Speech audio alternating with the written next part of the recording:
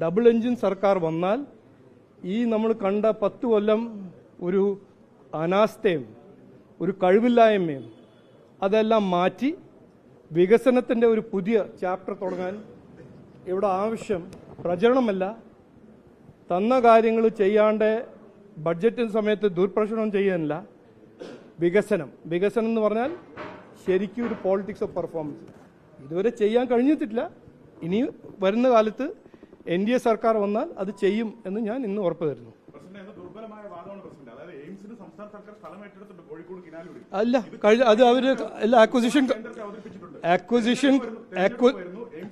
അല്ല. നോക്കൂ, ഞാനിപ്പോ വിവാദത്തിൽ ഇത്രയും പ്രതീക്ഷയോടെ കേരളം ഇരുന്നിട്ട് കേന്ദ്ര ബജറ്റിൽ ഒരു പരാമർശമില്ല. ആകെ പറഞ്ഞത് ആമ പുനരധിവാസ കേന്ദ്രം അല്ലെ വളർത്തൽ കേന്ദ്രം. നോക്ക്, ഒരു മിനിറ്റ് ഞാൻ പറയട്ടെ. ഇന്ന് ഈ ബഡ്ജറ്റിൽ യുവാക്കൾക്ക് വേണ്ടി എത്രയോ അവസരങ്ങൾ ഈ ബഡ്ജറ്റിൽ പറഞ്ഞിട്ടുണ്ട്.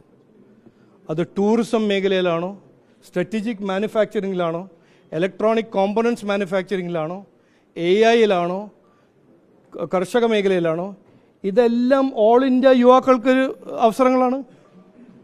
പക്ഷേ അതിനെ നടപ്പിലാക്കാനും അതിനെ യാഥാർത്ഥ്യമാക്കാൻ സംസ്ഥാന ഗവൺമെൻറ്റിൽ കപ്പാസിറ്റി വേണം, കഴിവ് വേണം.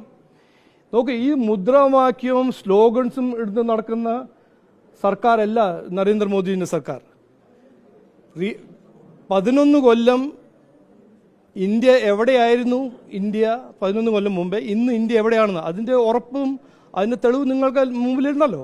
ഇനിയിപ്പോൾ കേരളത്തിൽ എന്തുകൊണ്ട് ഈ വികസനം നടക്കില്ല, അതൊരു ചർച്ച ആക്കണം, ഒരു ചർച്ചാ വിഷയം ആക്കണമെന്ന് ഞാൻ ആഗ്രഹിക്കുന്നതാണ്.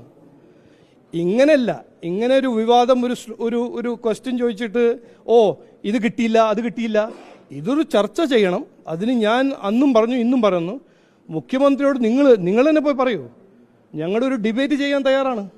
ആരാണ് ഇവിടെ ജനങ്ങൾക്ക് വേണ്ടി ജനങ്ങളുടെ വികസനത്തിന് വേണ്ടി ആരാണ് ഇവിടെ ഈ നാട്ടിൽ ശരിക്കും വർക്ക് ചെയ്യുന്നതും ആരാണ് ചെയ്യാത്തത്, നമ്മൾ അതിൻ്റെ ചർച്ച ചെയ്യണം.